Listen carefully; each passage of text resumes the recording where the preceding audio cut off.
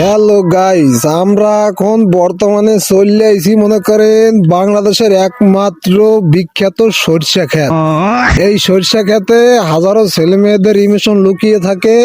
এদিকে মালিকের ক্ষয়ক্ষতি হয়ে যায়, আবার শুনি চারপাশে সরিষা ক্ষেত শেষ থাকলেও মাঝখান থেকে দেখি ভাঙ্গা। তো হাজার হাজার মেয়ের ইমোশন লুকিয়ে আছে এই সরিষা ক্ষেতে। তো আমরা বর্তমানে আসছি সরিষা ক্ষেতে, এখন হচ্ছে গিয়ে আমরা আসছি গিয়ে আসলে ভিডিও করার জন্য। সরিষা ক্ষেত আসলে অনেক সুন্দর, এইটা আসলে বছরে একবারই হয়। এটা গ্রামের আর কি আনাচে কানাচে দেখা যায়। এটা হচ্ছে আদর্শ গ্রামের একটা দৃশ্য। এখন আমরা বর্তমানে ওঠো ওঠো ওঠো ওঠো, আমরা কোথায় আসছি? কোথায় আসছি? আমরা আছি গ্রামের সরিষা খেতে। গ্রামের সরিষা ক্ষেতে, ঠিক আছে। এখানে কিন্তু যে একটু আগে কথা বললাম, হাজারো হাজারো কিন্তু ছেলে মেয়ের ইমোশন লুকিয়ে আছে। কথা কিন্তু সত্য না? হ্যাঁ, সত্য। কথা কিন্তু সত্য, ঠিক আছে। এখন কথা হয়েছে এই সরিষা খাতা ঠিক আছে, এটা মোটামুটি ভাঙ্গে না, এটা ঠিক আছে। তারপরে দেখা যায় মনে হয় উই যে